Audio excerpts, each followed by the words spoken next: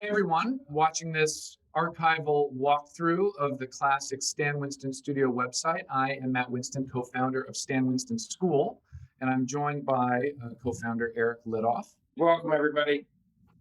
Today we're joined by three of the gentlemen who built the original Stan Winston School website.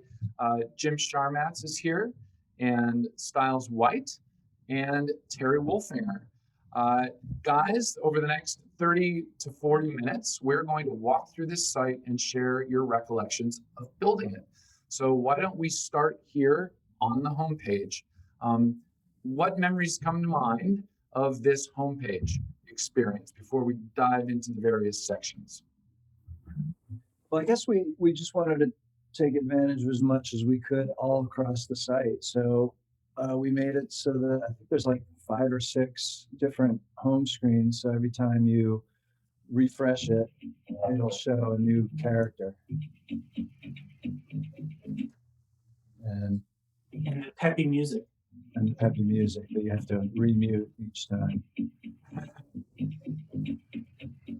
And that's great. And you're featuring some of the most famous characters of this studio here. And something that needs to be brought up is the interactive robot arm that pops down as you click on these sections. Do you guys want to tell us how that was devised? Jim, show us it in action. Go ahead and give us the short version of how you guys created that. Well, we just wanted to do something kind of fun and different instead of just clicking a button. We wanted to have it feel as interactive as we could, and so we came up with the idea of this hydraulic hand. It actually does the work for you after you've selected the button. Yeah, and at the time, Flash websites were the new craze. So you could do things that were animating and interactive, and we thought, let's just take advantage of that. Well, it was super fun and kind of cutting edge at the time, that animation. There it is again. And you can see lots of Terminator design cues in that shoulder and upper arm. Yeah. Let's, Jimmy, before we move on to the next sections, let's just scroll through these various film, television, and commercial credits. Styles, tell us about all these logos. Yeah, I mean, one of the things when we were putting this together is we felt like it would have been easy to just have a list of all the films, but this was cool because we, again, thinking of the times when this website was created, getting all the actual film logos and the proper colors and the looks and everything, and have them be part of the scroll here, which just made it a lot more fun. And you really, as you scroll through, you do see how distinct and different all these film titles and logos are, because that kind of became part of the iconography of how you felt about the film. Predator, Aliens, all these are so distinctive. So it was fun to see them on here. Even some W.C. Fields and Me. Those are some early films. Yeah. I just noticed that we listed Terminator 4 because it was in production and they actually did not have a name for it yet. So it did not end up being Terminator 4. 2009, these were the last entries. And as you scroll through, we can go over to the TV. If you want to just continue scrolling through, just so we have it recorded. While we're doing that, this was a big deal to create a website for the studio. Can you guys talk about the genesis of it and the purpose it served? Yeah, well, we didn't have any website. There was no presence of Stan Winston Studio on the web at all. So we wanted to create something and make it an interactive and fun experience, not a boring, just plain old site like you used to see. So we put our minds together and our creativity and did our best. And there's some fun little, you just moved that camera up and down, and I know that light goes on over to the left. This was kind of cutting edge back in 2001. Absolutely. Yeah, I mean, I think another genesis of this website is there, especially after Jurassic Park, there was such interest in what was happening at the Stan Winston studio and the behind the scenes, how the dinosaurs were made. Audiences really had never seen live action creatures done on a scale like that before. And it was, you know, as we know in a issue of Cinefex magazine, there's only so much that they can cover for one particular movie. So this was really an opportunity for everything else that it could have a home to show all the departments and multiple photos of how things were getting done. So this was just really a huge archive to be able to have to put everything on there that we wanted to, you know, express of, you know, the kind of work that the studio was doing. That's a perfect segue to the next section, behind the scenes, where you really do get to see the work of the studio in action, department by department. But let's start with this wonderful X-ray gizmo you get to play with. Who'd like to discuss that? I'll start off real quick. You know, all along the way, while Terry and I were working on the art for this, we had a Flash designer who was doing all our heavy duty Flash scripting. His name was Quinn Suppley, and he came up with a lot of neat ideas and enhanced a lot of the ideas that we had. So I think we wanted to do this cool X-ray type thing where we can move the screen around and actually see inside of here. And Quinn gave us the scripting to be able to do this, and then added his little touches in, like the little flicker in the screen and stuff like that. And Terry, this involved some, you know, extensive Photoshop work by you to help put this together. Can you fill us in on that just a little bit? Yeah, I pretty much did all the art for most of the site, like all the framing, the buttons, this little, you know, kind of X-ray machine that you drag around was kind of created by me. And for the actual effect, we basically shot stills of the actual raptors with the skins on.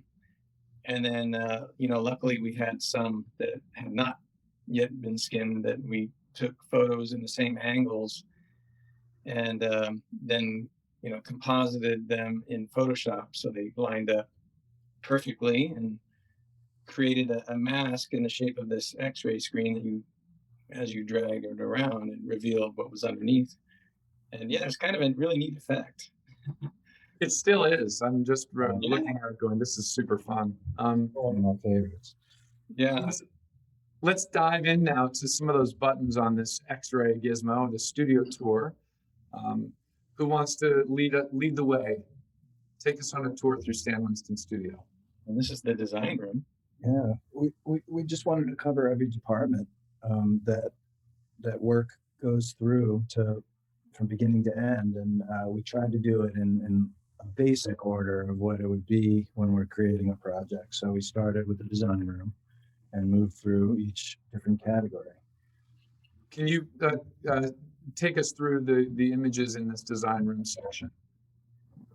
Zip through them. And we're seeing various eras in the studio history here. It's not just one year. Right. Different rooms, different incarnations, different artists who'd come through on those old computers. Which were so cutting edge and expensive at the time. Absolutely. Now we're in sculpture.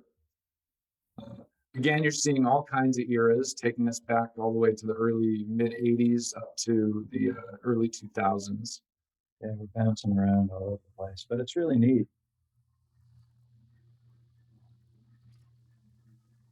And it shows the scope of work. I mean, we did all sorts of types of stuff, and we had so many people at different times working on so many things. Everybody was so talented, from the designers to the mechanical designers to the mold makers to the painters and the sculptors. Everybody in their own right was so talented, and that's why I think we were able to put out such great work. And it wasn't something that was open to the public. So this website, I know you guys mentioned earlier, was a way to invite people in. You want to elaborate on that styles while Jim is going through these? Yeah, I mean, I think what was cool about this website is anyone who was interested enough to find the website and come to the website it was also something where if Stan was making an appearance, or speaking, he could just direct people to the website. We've got this new website. Come check it out. So we knew people who were coming here wanted to see everything. They wanted to see all the details and all the making of, not just sort of the superficial experience of maybe seeing a movie and seeing that it was a cool creature. So this was a chance to really, and it's why in all these images you're seeing so many different projects and films and types of characters represented, because fans and the audiences of this, everyone's got their own favorite. So we wanted to make sure that if Aliens was your favorite, or if Predator, Edward Scissorhands, Interview with the Vampire, everything was here. There was something for everybody. And we're all fans too. So we kind of thought, how can we, or what would we want to see? Yeah. Right. If there was nothing else out there like this. Any other websites that had to do with entertainment or studios were pretty stripped down and simple. And we're fanboys too. We wanted to see the best of the best. I would like to point out a little Easter egg here. We saw Terry Wolfinger, who's joining us today, working in the electronics department. Well, Terry's not an electronics expert. So explain to us why Terry is popping up in all these departments he never actually worked in. When I came on to help design this, the studio had wrapped several jobs, so it was kind of not a lot going on at the moment, but we wanted to show each department with actual photos. So kind of help populate it. I appear quite a few times. Here I'm actually working in this shot here. You're in fabrication, right? Yeah, we saw him in fabrication. There I am fabricating something. I don't. Oh, that's the best one right there. And it looks like I'm directing someone off in the distance. Like, oh no, put that over there. There's our very own Where's Waldo right there. Yeah, you can see me welding too, and yes, I saw that. So this is the final department included. There you are, welding. This is the final department in that tour, and then there you are. I love that Terry is all over the place, pretending to work. We had a good time with that. It was my existence there. So that wraps up the main departments, and then this last button here is the display room. Right. This was one of my favorite parts of the site, because this was a very famous display room, and this gave you the feeling of being there. You could really look around. This is before 360. This kind of thing was common. This wasn't a common thing. Mm-hmm. Talk us through how you guys did it back in 2001. We actually set up a camera on a tripod it was actually also the conference room. So we'd have our big company meetings there. And so we set the camera in the center and took several pictures, like a low angle, a medium, a high, move it over a little bit, low, medium, high, and just 360 degrees. So we had hundreds of photos to kind of line up and stitch together by hand in Photoshop. This is before, you could just click on your phone and do a panorama. It was. I mean, is this a month of work to make this shot? I mean, what is this? Probably, maybe not quite that, but yeah, a few weeks at least. It's tricky because, photographs that are taken at different angles, they don't always align right. So Terry had a lot of photoshopping to do to fit it together. And there was a lot of cropping and masking out. And seeing this shot of the display room, if you go back over to Pumpkinhead over on the right, there were certain things that you could only see in person when you were here in the display room. And so in that frame behind Pumpkinhead was actually a poem that Anne Rice, the author of Interview with the Vampire, who it turned out was a huge Pumpkinhead fan, she wrote an original poem as an ode to Pumpkinhead and presented it to Stan as a framed poem. So as far as I know, that's the only one in existence in the world of, maybe the shortest poetry or fiction that Anne Rice has written. But there were all kinds of cool things in the display room that if you were there in person, you could see all these details. And a lot of Another the example stuff, of that is the Godzilla figures from the unmade version. There's the Griffin from Godzilla, that winged character. Right. Projects that never got made were on display. and a lot of this stuff was actual skins from the costumes or from the animatronics that were just repurposed for display. So they're not. Some of them are duplicates, but there's an awful lot of stuff here that was actual things that were screenshot. Pretty neat. Mm-hmm. It was an awe-inspiring room. Let's move forward. There was one other element on this section that we should check out, and that was the Spinosaurus, Right. start to finish. So we thought that not only should we show each of the steps along the way, that every department along the way that it would take to make the creature, but we would actually show the specific steps on one particular character. Drawing by Crash. So we picked the Spinosaurus from Jurassic Park 3. Which I think at the time was the largest animatronic creature ever built. Larger than the T-Rex, right? Yeah, it still might hold the record. I don't I know was what gonna say, does anybody know? Right. What is the answer to that? Is that true? It was definitely bigger than the T-Rex. Yeah. believe it. Massive. So this was here. Each department we had pictures of, but dinosaurs don't have hair. And Styles, I didn't mention this earlier, was largely responsible for creating all the text for this site. So all these captions you're seeing, all of it, that was Styles.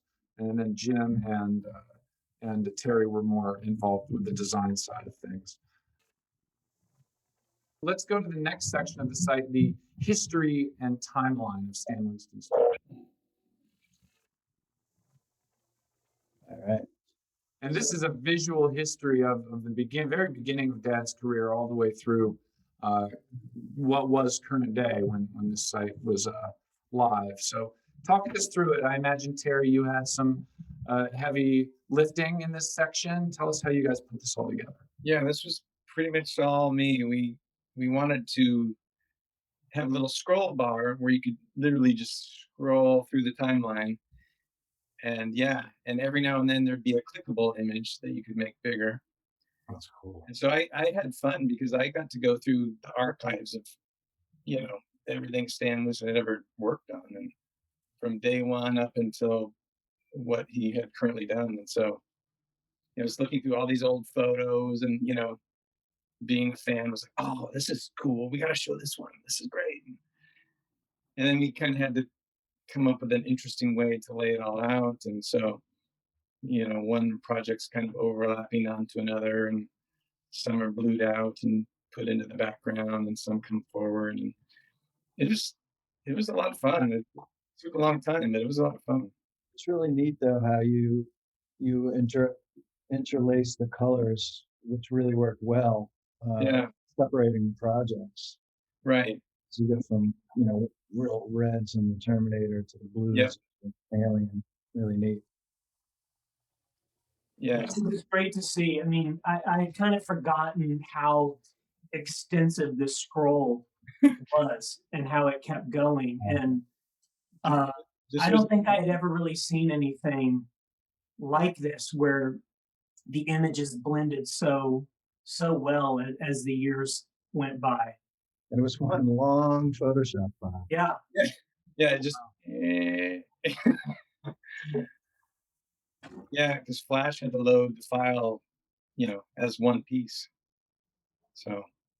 But I think what was also cool about this particular history timeline is, if you were a fan and you were starting at the beginning, you really could see how, the trajectory and the journey of just one person's career, and how one project working for a certain director, a certain new technique that was created. It was something I would talk about a lot when I would give tours, that in a lot of ways, the Heartbeeps makeup for Andy Kaufman and Bernadette Peters led to Terminator. Mhm. You know, so all these things are building on top of each other. And this was just a really cool way to visualize that as a journey of what a career could look like in the film business. Incredible. And I didn't realize that these little occasional still shots were interactive. Mhm. I love that element. And this takes us up to the present day at the time, 2001, when Right.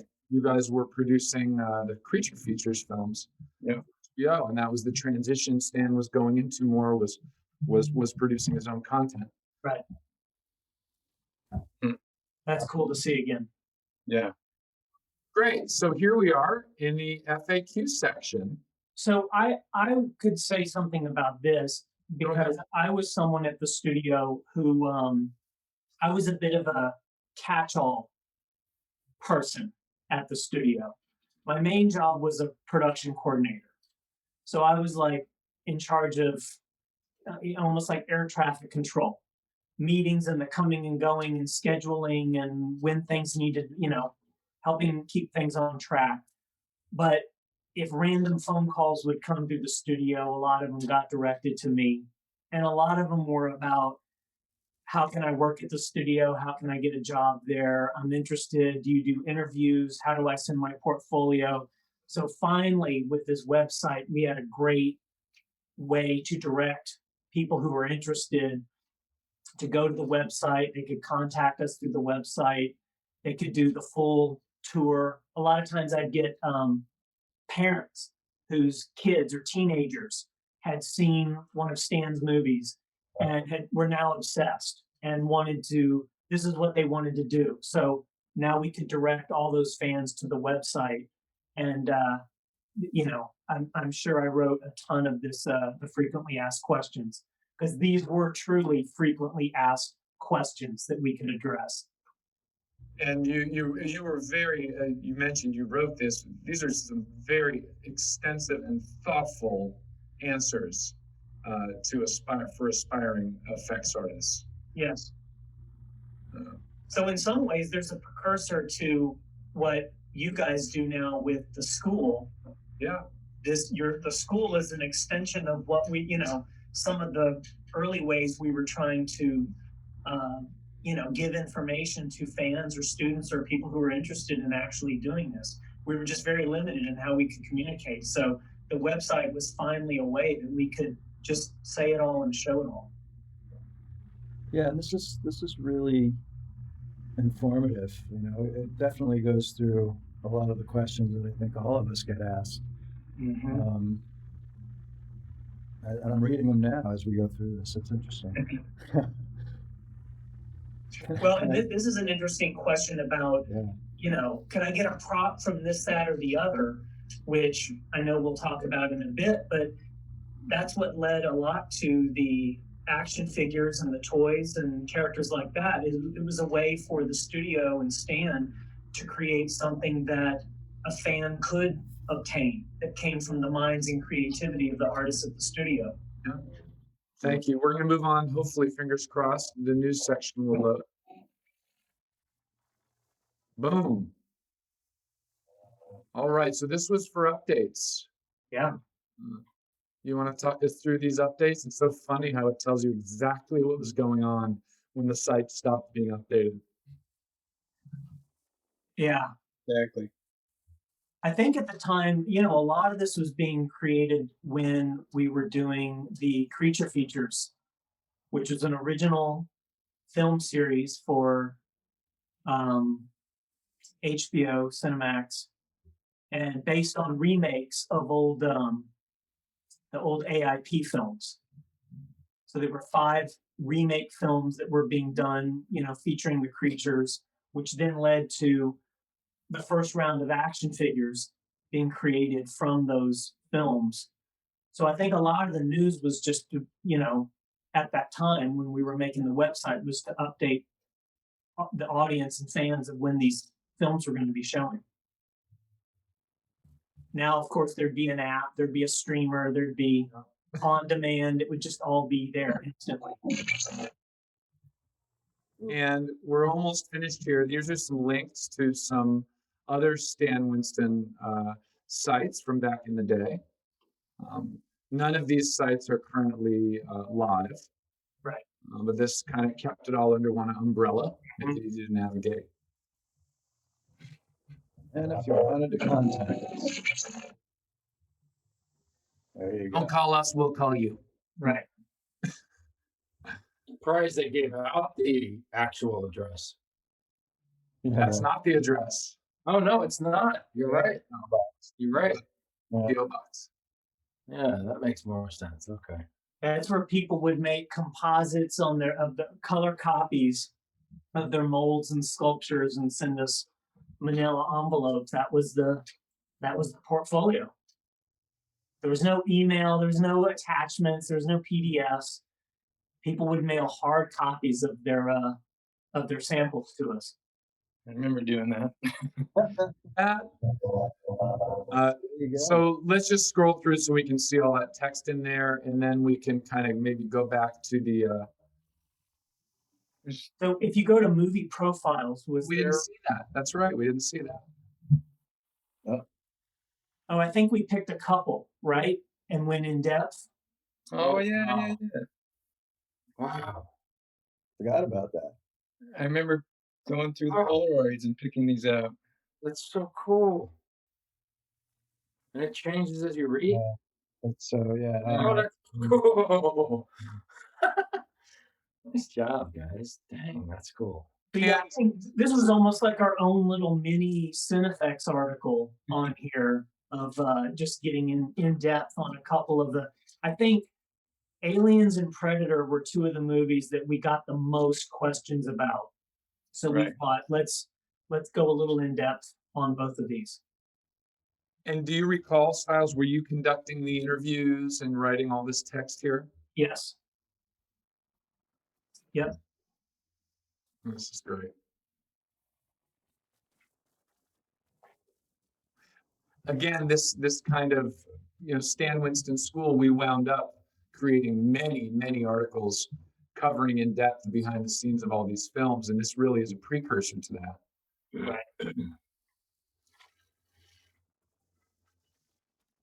Do you cringy girl writing or do you appreciate it?